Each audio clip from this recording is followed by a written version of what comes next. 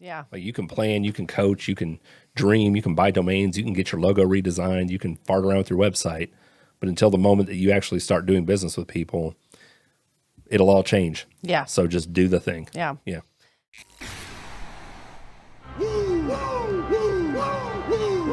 What? Did we just become best friends? Yeah!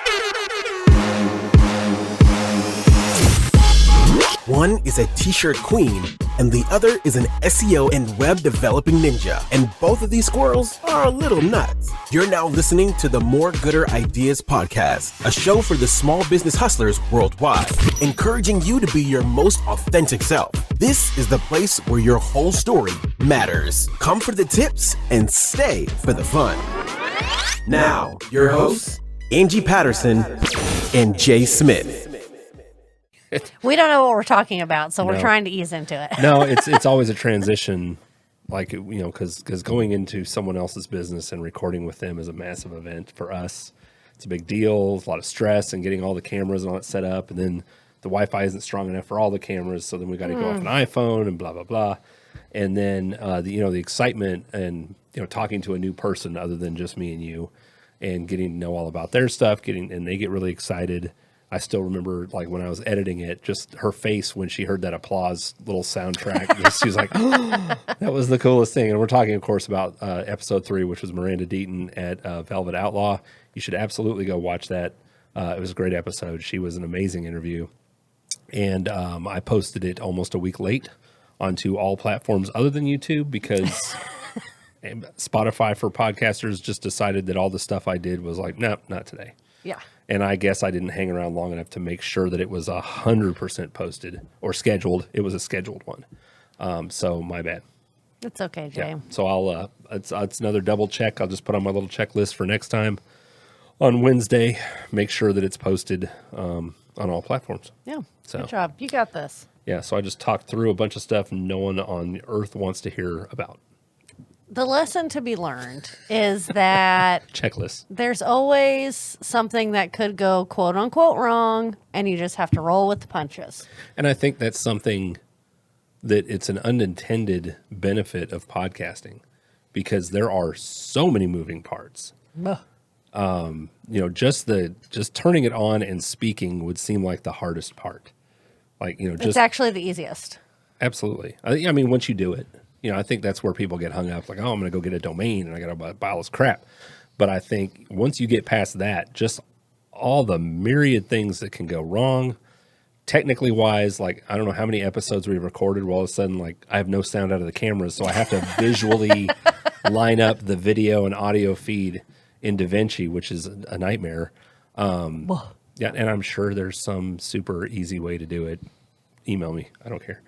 Or no, don't email me because all you're going to do is offer to do it for me and charge me, and we're not there yet.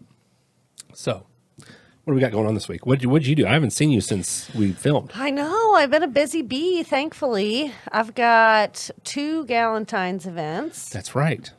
So the same weekend. So I've been trying to kind of get back in the show groove. Haven't done Is that the 10th? the 10th and the 11th.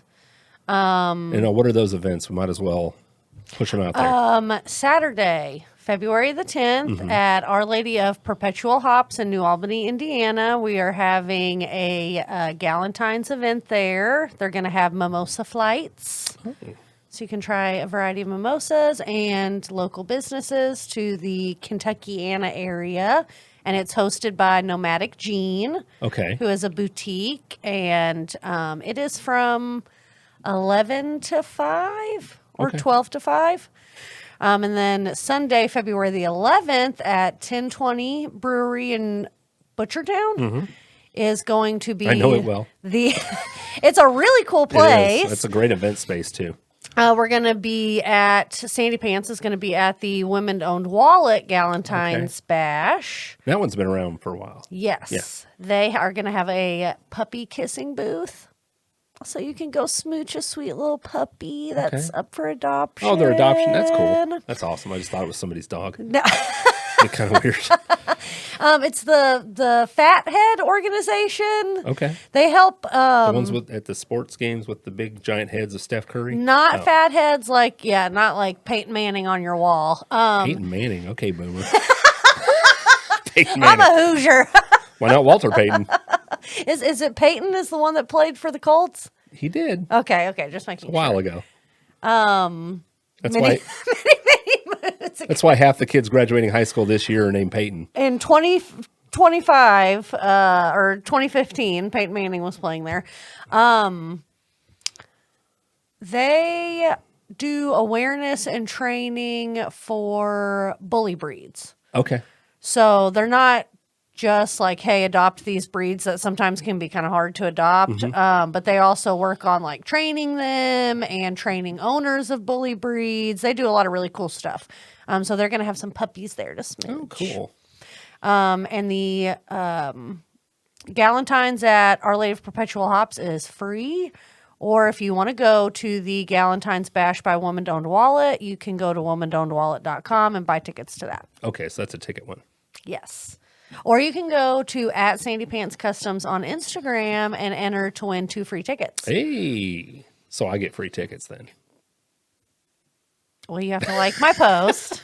You have to tag your bestie. Okay.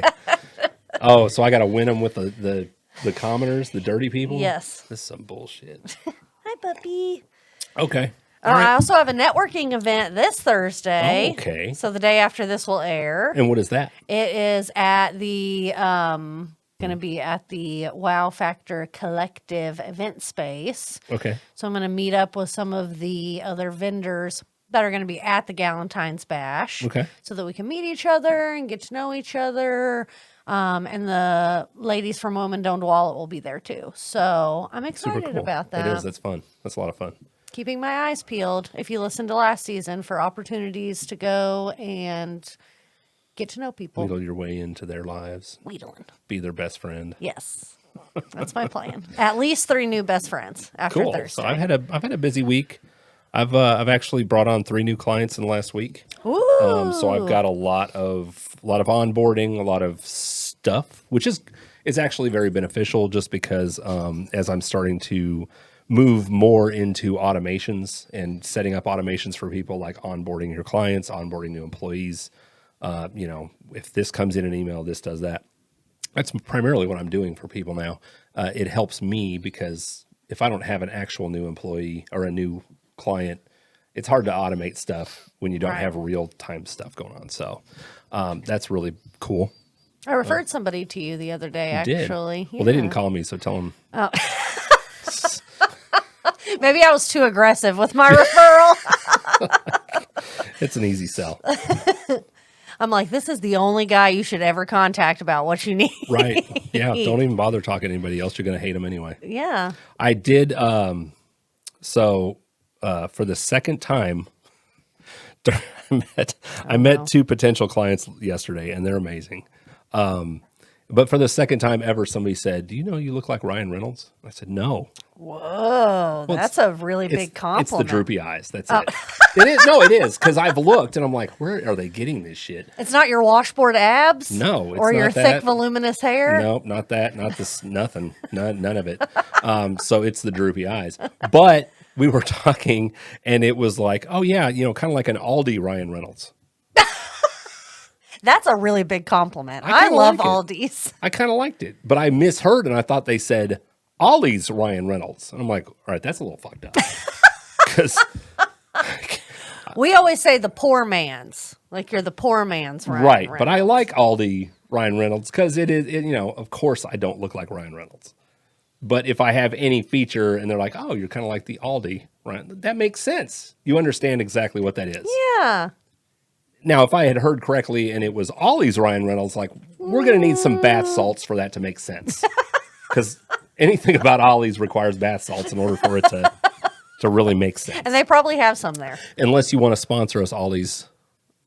I'll put that. We love you. I'll put that giant cutout dude right here. I'd rather have Aldi sponsor us, though. Oh, yeah. We're the middle aisle of Aldi's podcast. The random shit. If we were an aisle in Aldi's, we'd be the middle aisle. Get some root beer, a bird bath, and some socks. Yeah. I've seen a whole video about like a conspiracy theory that like the government is like telling you what the future holds by what's in the middle aisle of Aldi's. So look into that. My main problem with conspiracy theories is They're always right. no, they're not. And if you've ever worked for or with the government, you know for a fact there's nothing that intentional going on. No. No, Hashtag election year. sorry. It's only a conspiracy because you don't like the answer that's real. So the other shit makes you feel smart Yeah, because you believe in it before anyone else. me too. So what else we got going on? I wanted to give a shout out to Miranda from Velvet Outlaw. Not only was she a great interview and we had a lot of fun in her space, but she started doing something really smart that I think maybe not the exact idea, but the general idea is really good for small business owners, which she had an open house, but she is renting space in her workshop for you to come and do photos. Okay. And I thought that was such a really great idea to come up with a different way to make money and kind of fund your space that doesn't necessarily require you to do like a whole bunch of extra work and Right. invest a whole bunch of extra money. It also introduces people to her stuff. Yeah. And they can see, like, seeing how stuff's made makes it a whole lot more interesting than, oh, I saw it on Etsy or wherever. Right. That's really smart. That's sharp. She's building connections with people because obviously she's going to be there and let them in and Yeah. make sure they're not doing something nefarious in her space. And there's so much like online now with the like passive income. There's no such thing as passive income, right? Like you have to work for it. But Right. I would say that's like I mean, the close. inheriting it is pretty passive. Yeah. That's other than that. You don't need a coach to tell you how to do that. At a virtual coach. Right. So I just thought that was a really smart way for her to get as close as she possibly could to making a passive income.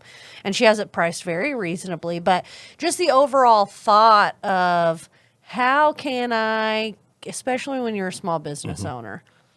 Maximize what you've got. Yeah, Yes. she's using her sawdust. She doesn't need I every heard- square inch. I heard this just the other day, and I cannot remember where I heard it. And I tried looking it up online to see where they may have gotten it, where it was written, because it makes perfect sense. And it's the acronym CLEAR, Okay. which is creatively leverage existing assets for ROI. CLEAR. What's ROI? Return on investment. Oh, yeah. Sawdust. Right? She's already renting the space. She's already got a bunch of stuff around that would be good backdrop stuff for pictures. Makes perfect sense. Yeah. Yeah. I mean, she could fill every square inch of that place with fabric and sewing machines and whatever, but Right. Sweatshop. she saw the opportunity and she's leveraging it. And Right. that's something that I aspire to do in my business. Right. I don't necessarily have a space that I could rent, but just having that thought process of where can I make a little bit of extra money, give back to other people, right? Because this is definitely benefiting photographers, models, other small businesses that maybe don't have an aesthetic place to take product photos. She's giving back to other small business owners, and she is having a return on her investment in having that space. Well, and it came through pretty clearly in our interview with her that there's a lot more purpose behind the way she's running her business than just, I need to survive and make as much money as I can. It's a very intentional, thought out, working with others and helping lift up others in her community and in her, what was it, the baby bubble, the group of other business owners that started at the same kind of around the same time, or gang. I don't remember. The baby gang. The baby gang. I'm sure That they sounds would weird. appreciate being called that. Yeah, they're not listening. It's cool. Okay. I sent you a video last week on Instagram. You did. And it was, when we talk about it, I'm sure a lot of people will be like, well, obviously, or duh. But I thought it would be a really important topic to talk about on the podcast. Okay. And that is clients paying you what you're asking them to pay. Okay. Have you had an experience with, somebody looking to kind of wheel and deal with you? Yes. And how'd that go? It kind of depends on where I was at. So when I first started, as many freelancer type people do, you're hungry. You're trying to bring in anything you can. You also undersell yourself. It's actually rarely the client's problem or fault. Now, there are people who think everything's negotiable, and that's just how they grew up or whatever. They'll even negotiate their bill at Cracker Barrel. Yeah. Like, yeah, if you ask, like, okay, if you're obnoxious, it's awesome, but whatever. So yes, I have dealt with that, and over the evolution of my business have really come to the realization that cheaper clients are far more difficult to work with because they don't value your expertise. They don't see what you're providing as the value of what it is, because they are essentially in survival mode. To them, $100 to $200 to $500 a month that's critical part of their business, and they could either spend it here or they can spend it here. Whereas if for some of my clients who are larger corporations, they want the solution. Yeah. And they pay the value of it because they know the value of it. So, and that was largely my fault in the beginning for not weeding out people that weren't an ideal fit for me and taking on every job I could, wanting to be helpful. I also made a lot of mistakes in doing a lot of free work up front. If somebody contacted me out of the blue and had interest in SEO, I spent a ton of energy with upfront work, reviewing their website, pulling audits out of my software, basically doing the work before even getting contracted, and oftentimes never would get contracted. Yeah, because you gave them what they wanted or what they needed. Right. Or I just overwhelmed them. It's not necessarily they took it and ran on me, but they were just looking for someone to say, look, here's how I do things real quick, like not in depth. Here's the solution you can expect. Here's the price. It was, here's how awesome all this stuff is I do, and I'm a wizard, and blah, bling, psh. And they were just like, oh my God, shit, I wasn't ready for all this. So yeah, you're overwhelming them with, if you walked into a clothing boutique, something like that, and they just like, before you bought anything, like, how you doing? Do you want some hot cocoa? Here, have some earrings. You'd be like, what the fuck is this place? Overwhelming. Yes, the person, but also like not what they expect. So you're just kind of, you can be different, but you got to be careful not to just like. And I'm going way down a. Well, you don't want to confuse your client or your customer because they don't spend money. A confused mind is not going to buy, and that goes to whether you're talking about a product or a service. Sure. But you also don't want to confuse them about what you're worth. Sure. And I think you made a really good point that like when you are starting, there is a little bit of that. Like, let me give you a deal so that I can. Blow you away, right. Like so I can really exceed your expectations, whatever they are. Right. And I don't think that's a bad idea because if you want to kickstart things, you have to have some customers and they have to be happy with you and they're going to refer you. You do have to be careful how long you do it and how much of a discount you get. I think for sure. Yeah. So there's a lot to that, especially in web design, logo design. Stuff like that, because there are people out there who try to take advantage of that and say, hey, we want you to work on basically for feel goods, because then we're going to refer you to so-and-so and so-and-so, basically trying to get free work out of you. Yeah. And I would only do that under the auspices that I approached, and that was what I wanted to provide. Mm-hmm. And we are very clear on what the outcome of that is. So if somebody says, something along the lines of, oh yeah, well, we're in the HR industry, and I'm not saying that's that's a specific, just that's the industry we're in, and we know all these people in all these industries. You do this for us, and we're gonna refer you, and we're gonna all this. And like, great. Who are you gonna refer me to? By what time? What does that look like? What does an introduction mean to you? Are you just gonna copy me on an email? Are you going to invite them to coffee with me there? Are you going to introduce me to people who actually have a need? And then all of a sudden they're like, oh, yeah, so that value thing isn't going two-way street if it's just, hey, you do free logo work for us and it'll be good for your portfolio. You can make your portfolio without giving anybody anything. Let me just put that out there. You can easily make an online portfolio of websites, logo designs, t-shirt designs, or anything else without just giving away your labor. Now, If your kids happen to be in a school that you want to help out with their logos for their sports stuff, great. That's what I was going to suggest. Yeah, if there is benefit to you, I'm not saying don't do it, but I'm saying don't just presume you have to do it. Yeah. There has to be some value to you for doing that. And even if the value isn't monetary. Sure, And yeah. if it's not monetary, how are you measuring it? How are you able to measure? Yeah, if it don't was just worth it? accept, we'll refer you to people. Yeah. What people? Who? And by when. I have seen, I think it's Chris Doe, who's very well known in the design community. He's a big influencer, awesome guy, very smart. Of course, he does courses and all that stuff, and he owns a company called The Future without an E, so it's cool. And he has a way of breaking that down and explaining it. Of course, he's in the camp of you don't do anything for free, really. Unless, of course, it's valuable to you. And I can't remember exactly how he breaks it down, but he helps walk a client who's proposing something like that through the value of it. Like, okay, this is normally a $5,000 package. Let's you and I sit down where you essentially show me the $5,000 of value that you're bringing me as opposed to the $5,000 of money Yeah. for my expertise. And he said those conversations really help highlight the fact that they're not really in a value exchange. They're trying to get Right. something for free in that case. I mean, I know I have been in the position where I am like, I really would love to have somebody do a handful of designs exclusive for me. But do what I have in the budget to spend on that, is that lowballing? Can I really afford this, or is this something maybe I need to hold on to or find a different solution to? Sure. Because I cannot find that money in my budget and to get the results that I want.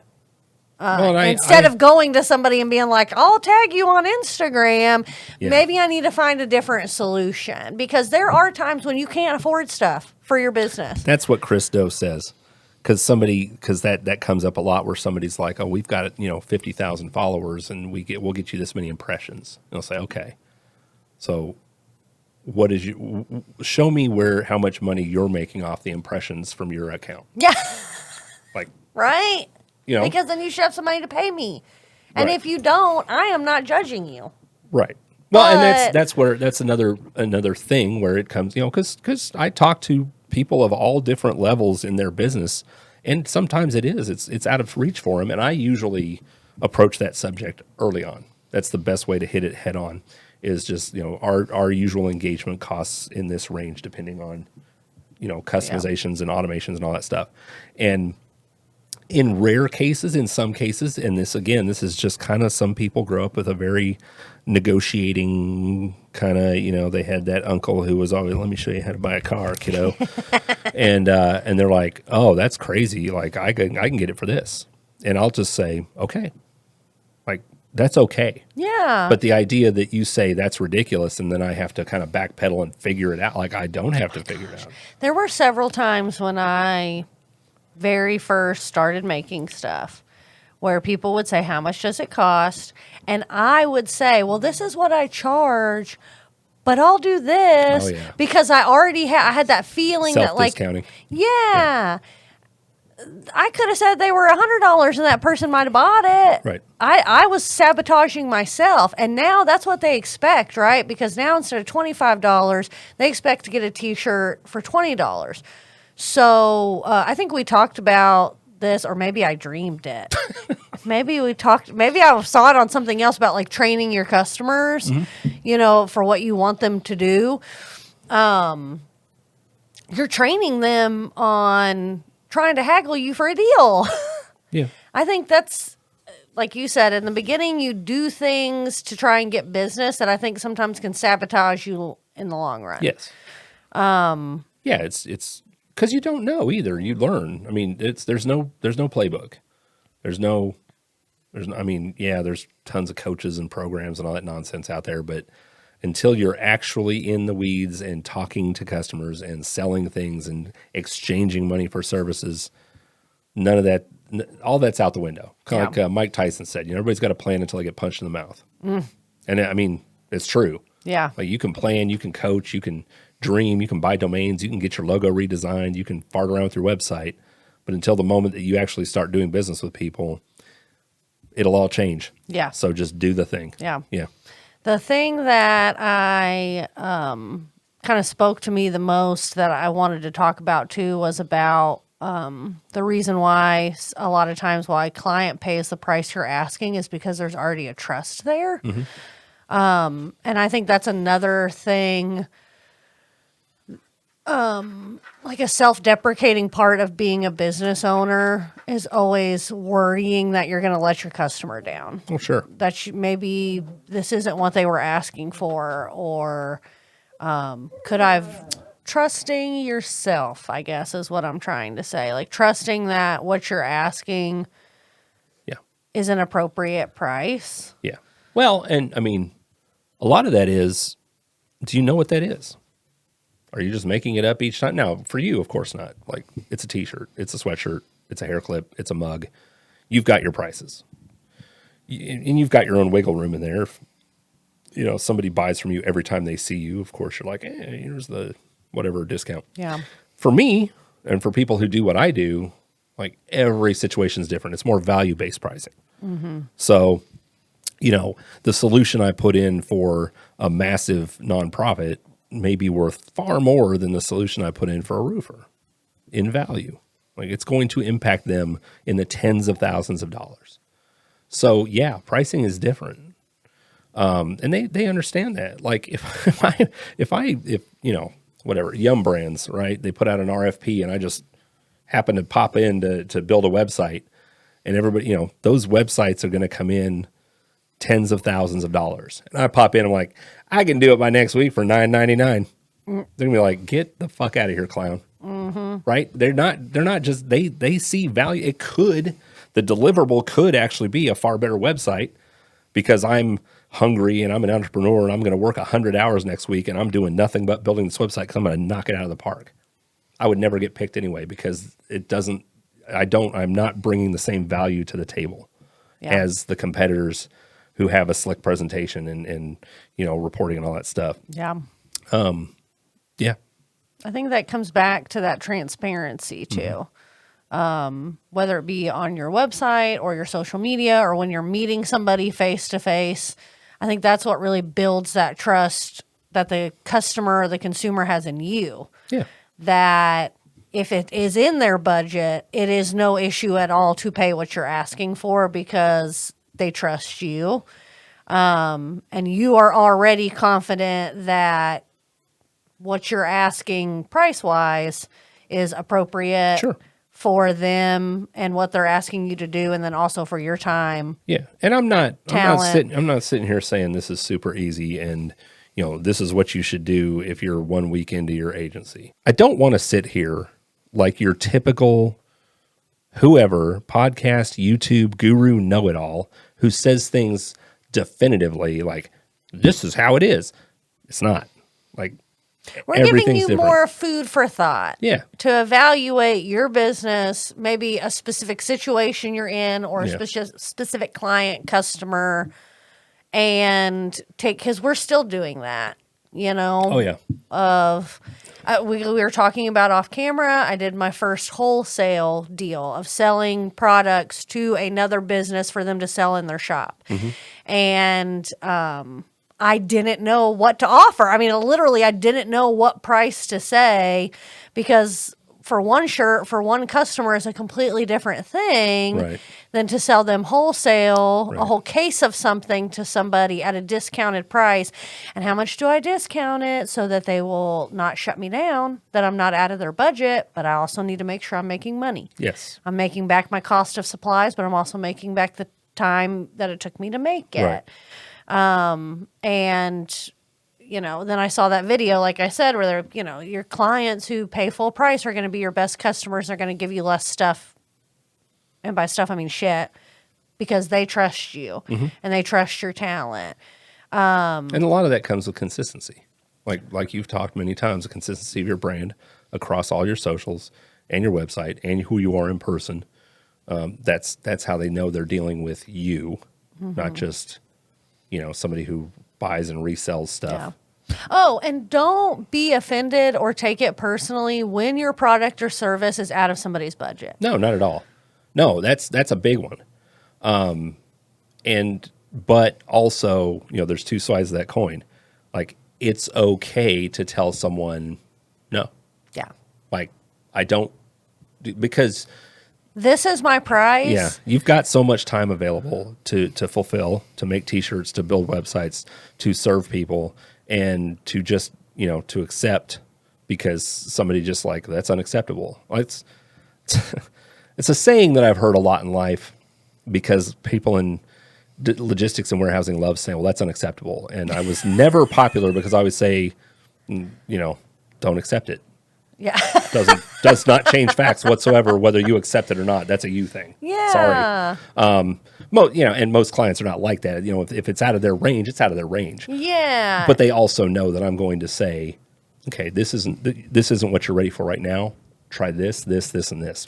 And that was what I was going to say next, is that is a great opportunity. Instead of undervaluing yourself and potentially changing the perception that customer has of you, it's a great opportunity to refer them to Yes. somebody who can help meet their needs, potentially in their budget. And now they like you even more than if you were like, okay, well, I'll do it for 20 instead of 25. Right. They're going to be so much more appreciative than... Yeah, you don't just tell them to piss off. Yeah. I mean, unless they're a jerk.